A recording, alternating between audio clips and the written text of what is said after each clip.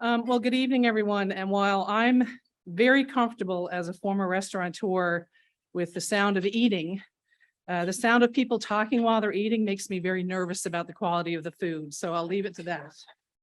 I just want to say a quick thank you to Ms. John for welcoming us tonight. And also want to thank the Deputy Premier for his remarks. I was nodding vigorously as he was reminding me about the adding to the minutes that we had in the House of Assembly. I'm really glad I don't have to add anymore. And you were very kind tonight, so thank you.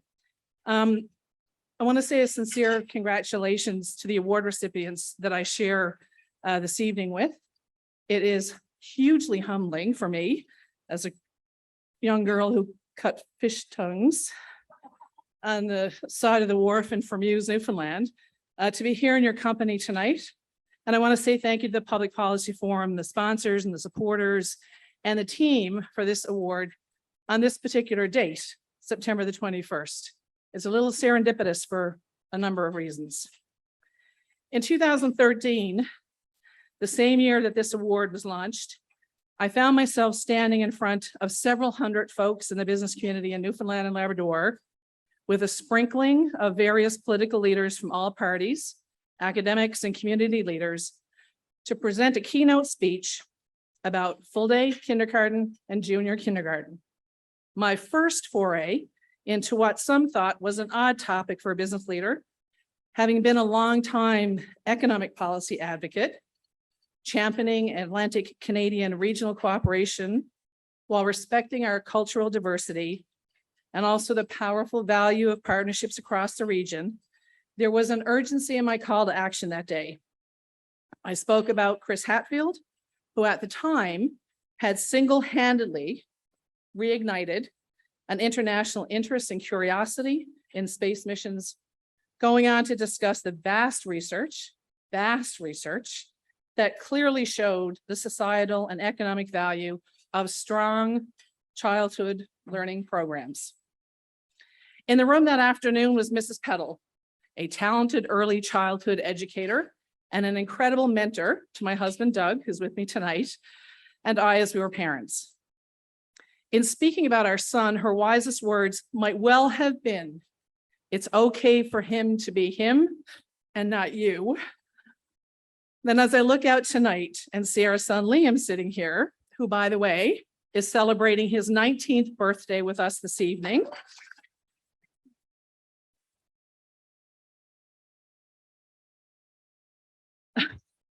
Because his astronomy class is thankfully around Tuesday and Thursday night at Dalhousie. It's very clear that Liam, a driven second-year Dal honors math student pursuing a career in data analytics, is anything but me. Happy birthday, Liam.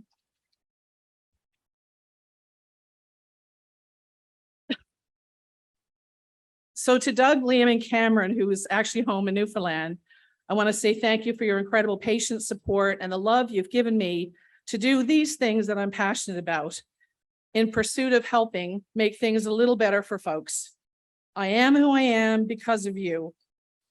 Mrs. Peddle, my family, and those 4,000 young folks that Laurel mentioned that I worked alongside of for decades inspired me to think about the journey that parents out there, like us, who were learning on the fly, and some locked in very serious cycles of struggles, many of whom didn't have access to insights and interventions from early childhood educators, inspired me to enter politics and push for progress.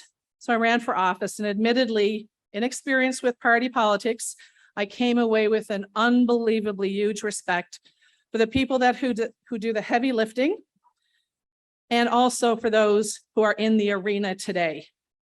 And I take tremendous pride that Newfoundland and Labrador made several significant steps forward in early childhood education during my time in public office, including the introduction of full-day kindergarten.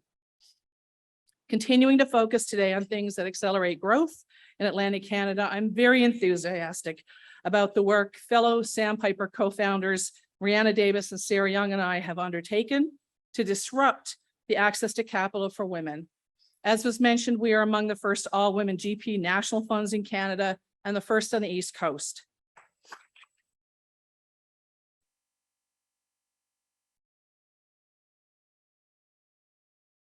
Just 2.8% of venture capital funding available worldwide goes to women, and an estimated 4% of VC funding in Canada, which is way, way, way too low for 50% of the population. Women of color, just 0.2% of funding, and there are no stats available for Indigenous women, to SLGBTQ plus women, or women with disabilities, likely because the numbers are so small.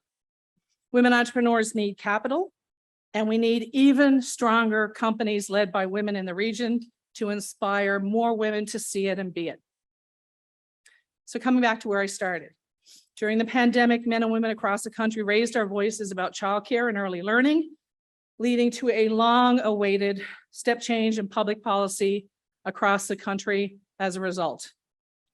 And as outlined in her Early Years Study 4 introduction, Margaret McCain outlines our ambition as advocates around early learning, which remains today preschool, early childhood education that provides a first tier of education, replacing outdated views of daycare as places where kids go while moms work. Solidifying early learning as part of the K-12 system, aligning Canada with the Scandinavian countries, remains the outcome of the goal of the work that we continue to do collectively and quietly in the back rooms of Canada, Margie. So thank you.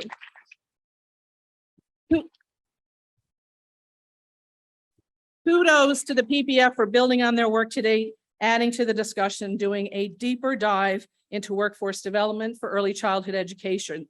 Sign me up for that work. Lastly, one of my favorite poets is Margaret Mead, and she says, "Never doubt that a small group of thoughtful, committed citizens can change the world, for indeed, it's the only thing that ever has." And we, my colleagues in Atlantic Canada and beyond, have more work to do. Thank you.